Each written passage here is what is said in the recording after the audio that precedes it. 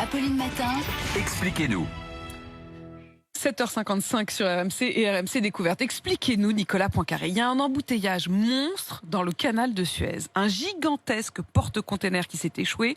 Et c'est tout le commerce mondial qui se retrouve perturbé par cet accident. Expliquez-nous pourquoi. Parce que c'est ce qu'on appelle l'effet papillon, ou bien la théorie du chaos. Une grosse rafale de vent en Égypte va entraîner pour nous une hausse du prix du pétrole à la pompe. En l'occurrence, le vent a soufflé très fort mardi soir dans le Sinaï, le désert égyptien où a été creusé ce canal de Suez. Un porte-container géant, l'Evergreen, s'est retrouvé en travers. Le canal est bouché. 200 bateaux sont en attente d'un côté ou de l'autre. Il y a des vraquiers qui transportent en vrac des minerais, des produits chimiques, du blé, du riz. Il y a des bateaux qui transportent du bétail, des animaux vivants. Il y a des gaziers qui acheminent tout le gaz liquide du Qatar vers l'Europe. Mais il y a surtout 15 super-tankers chargés de tout le pétrole iranien, irakien, koweïtien. Et donc, dès mercredi, dès l'annonce de ce blocage, les prix du pétrole ont grimpé de 6%. Hier, ils sont un peu redescendus, mais cette hausse, forcément, aura des répercussions à la pompe. C'est donc l'effet papillon. D'autant qu'il va être très difficile de dégager ce canal. Oui, parce qu'on parle, imaginez un peu d'un super-container de 400 mètres de long. C'est plus long que la Tour Eiffel, c'est la longueur de 4 terrains de foot.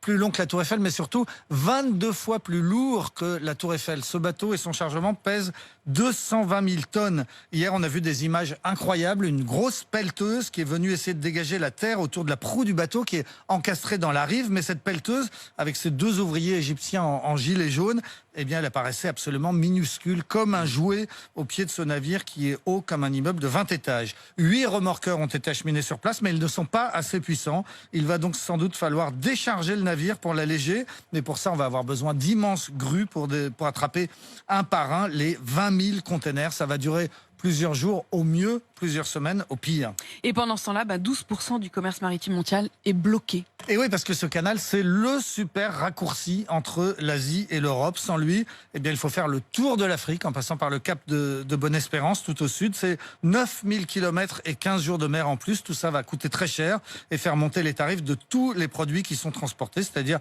tous les produits manufacturés en Chine, c'est-à-dire en gros presque tout ce qu'on consomme en Europe. Il vient d'où ce bateau, l'Evergreen? Alors, il est de toutes les nationalités parce que le transport mondial est totalement mondialisé. Le navire a un pavillon panaméen parce que c'est là qu'on paye le moins de taxes, mais il appartient en réalité à une société japonaise qui en réalité l'a loué à un armateur taïwanais qui transportait des marchandises de Chine vers Rotterdam aux Pays-Bas.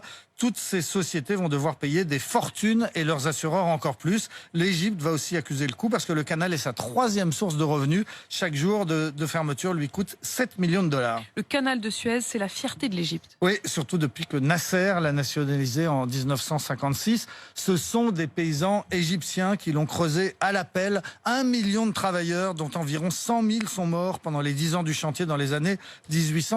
Mais ce chantier, ce n'est pas que la fierté des Égyptiens, c'était aussi au départ la fierté des Français. Parce que c'est un diplomate français, Ferdinand de Lesseps, qui l'a imaginé et qui a dirigé les travaux. Et ce sont nos arrière-grands-parents qui l'ont financé.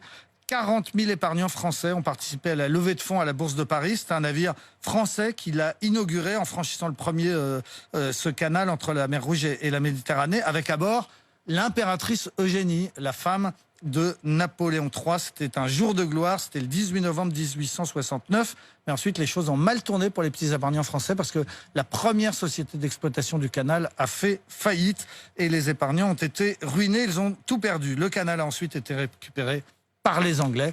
On s'est un petit peu fait avoir sur ce coup-là. C'est clair que là, les Anglais, on peut leur en vouloir un peu. Merci beaucoup, Nicolas, pour cette